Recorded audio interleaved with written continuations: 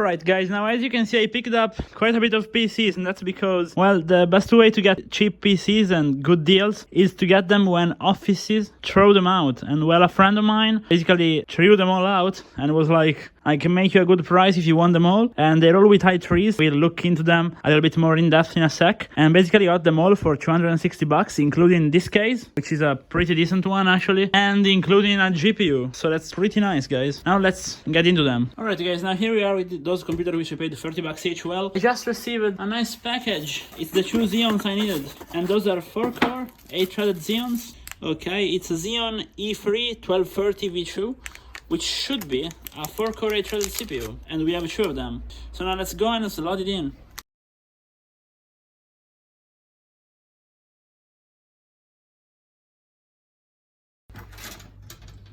I'm always surprised by how bad thermal paste is in those kind of systems. Wow, let me clean it.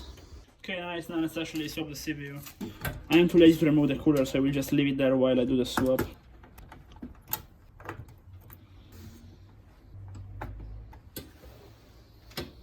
Oh, hold up, I can't believe it. This is not the actual CPU I needed, this is not compatible. Wow! Okay, now thank God I still have a compatible system, but that will still leave me with one incompatible CPU, and I'm sure I ordered the V3 version, so far we're gonna put one in there and then see if I can get a refund for the other one. So yeah, let's go and put it in there. Okay, let's make the swap. Here we have our i3 2100, and now let's just slap the Xeon in there. Okay, now again a dot will do. And now let's actually close up the cooler. Oh, I have very bad news actually. It looks like the backplate moved, so you have to adjust that. Wow, I mean, I'm being very lucky today. Let's just do that off camera. Well, time to slap this Xeon in there. Right now we have a Pentium G980, something like that. Probably the name is wrong, but like a very old Pentium. So now let's try and see if this Xeon can go in there.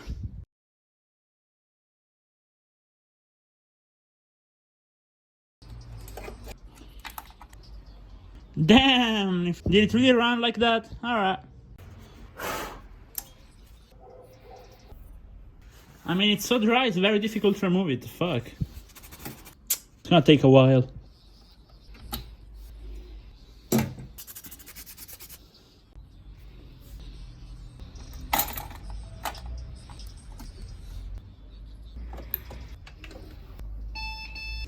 And it's working! Take notes, guys, this is how you actually test if a CPU is working, you know? You just slap the fan over there and you have a signal. Nice. Okay, I finally managed to clean it. Now it's time to apply some thermal paste.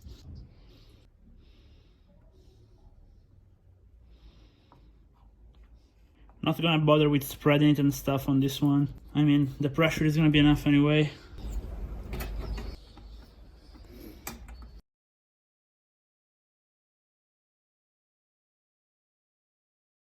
There we go. We'll slap a 460 in there, so I guess it's time for a little repaste very quick. So let's go.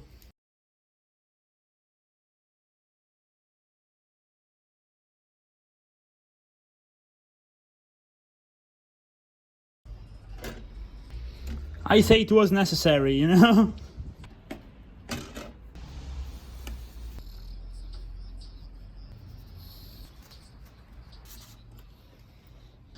Now here we go with thermal paste. Just gonna quickly spread it with the tube itself, because it's a very small die anyway, so. Very nice.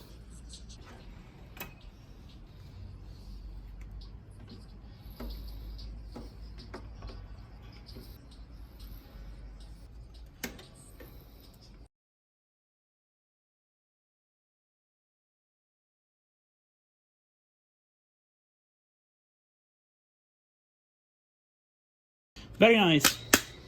And here we go with the Xeon and the 460. We are actually posting. As you can see, we have the Xeon right here, 8 GB of RAM. Very nice.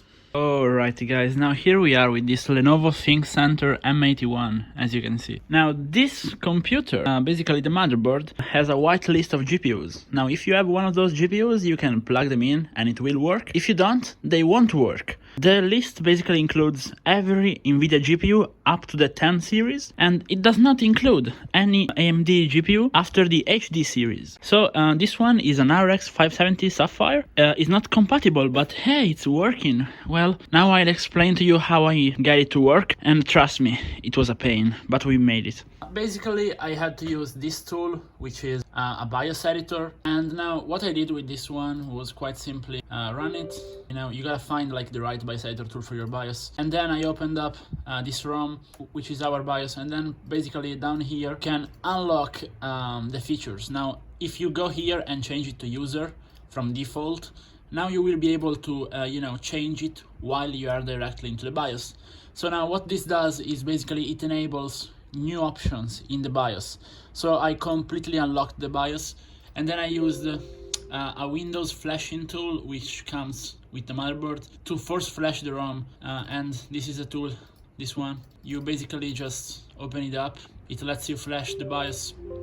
Now I'll show you in the BIOS. Okay, now here we are in the BIOS. What we unlocked was quite simply this North Bridge option here, where I changed a couple of things, like GeForce Gen 1, I disabled it, and I left on the detect non-compliance device. Then I went over on advanced PCI subsystem settings, and I put the PCI ROM priority on legacy ROM.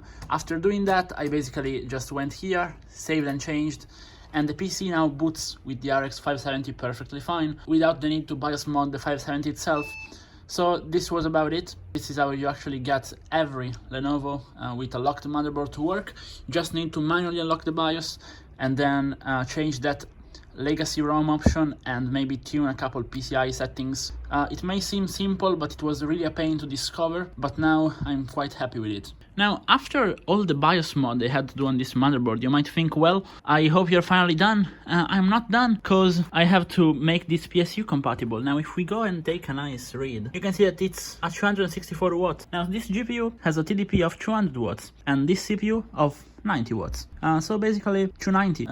So we are 26 watts short. So now what we're gonna do is quite simply solder the adapters, because this one does not have any PCI Express pins, and then I will undervolt this card and maybe the CPU as well to make it work with this PSU. Okay, now this is the PSU which we're going to be working with, and the first thing I did was clean it, because this PSU will have to handle quite a bit. And now basically we have two rails here, which of course we have the CPU one, we have the 24 pin one, and then we have just SATA cables, and then a Molex plus SATA cable. Now what I want to do is put the 8 pin here and just the 8 pin in place of this SATA connector, and then put a 6 pin here in place of this SATA, but while putting the SSD on this SATA.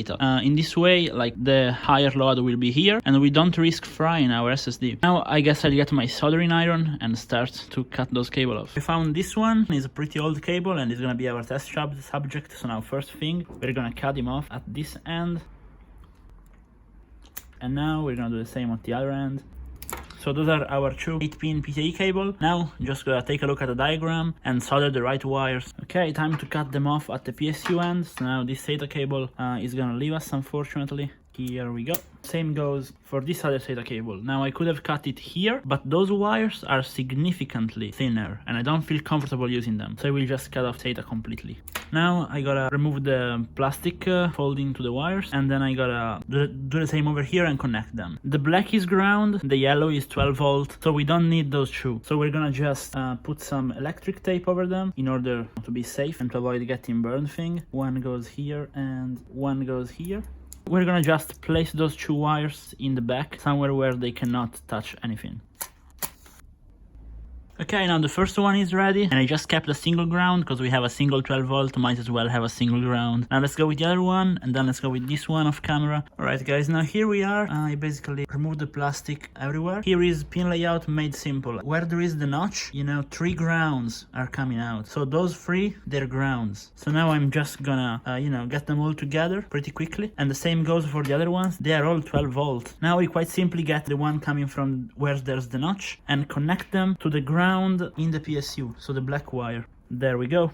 And then we get the 12 volt ones under the notch and connect them to the yellow one. The mod is basically done. Now I will solder them for good measure. Alright guys, it's time for the soldering part. I have this very cheap soldering iron. I really gotta get a better one, but as of right now we'll make do with what we have. Okay, it's finally starting to solder. Come on, melt. Good boy. You really shouldn't inhale those fumes, by the way. It's just me and I'm stupid. Okay, that's gonna want another point here. Damn. Alright, that's decent. Now here we go with the other one. Alright, decent again. Not the best, but it's gonna be good enough. Yeah, I might wanna solder it a bit more, maybe. So now give me a sec.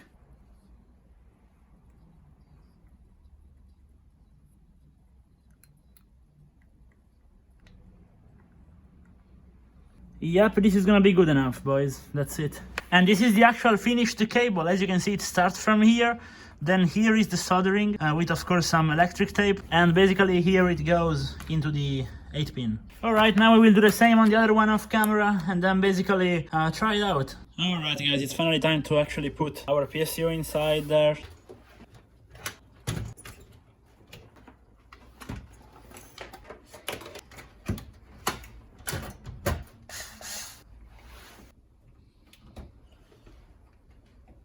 I guess it's time to see if it boots or if it catches on fire.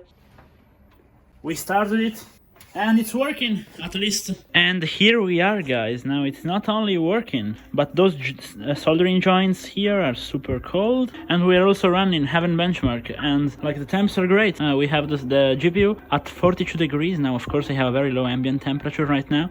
And the CPU at 30 degrees. Pretty nice. Success on this one.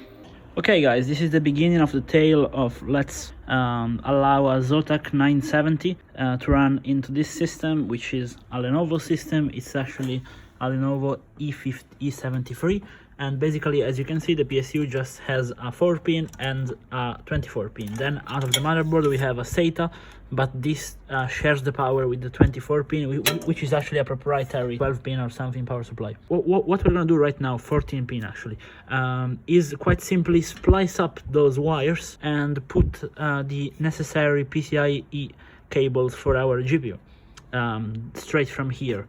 And now this guy only supports for around 174 watts, so I don't know if I'm gonna manage to make this work. Maybe I will need a BIOS mod, but we'll try. Let's go.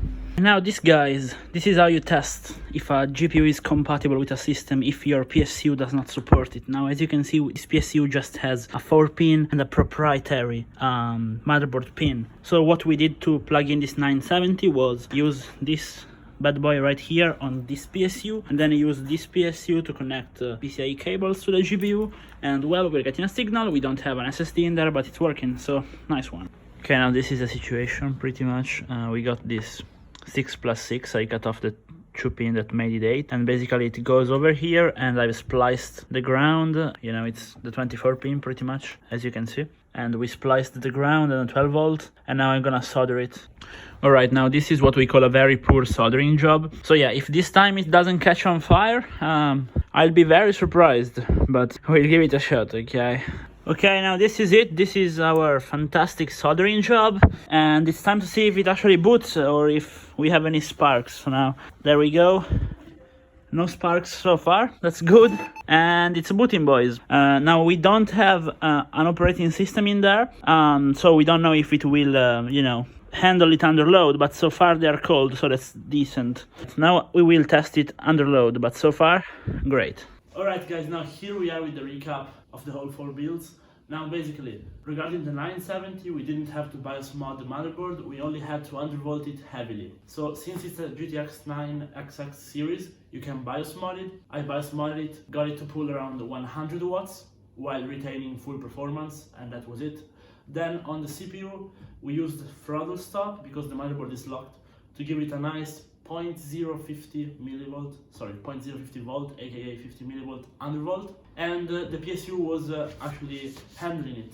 So since we paid very little for the builds, we made a nice little profit. We basically only paid for the GPUs. The builds were basically free. We added SSDs in there, the Xeons, and I'd say now the tally up is kind of difficult, but roughly I say we put in about $30 for each computer, then about 120 to 150 for each GPU, so that makes it 180, about $20 for the SSD, so it's around 200, and around 30 to $50 for the Xeon, so around 250, and I sold them basically everyone for about 450, so basically doubling up on each and every one. It took quite a bit of work, but it was fun. So let me know if you liked it, and if you need to do the BIOS mod on the Lenovo one, follow the tutorial, it's fairly easy. And yes, you can definitely solder cable if you don't have the right cables on your power supply. Take care guys, bye.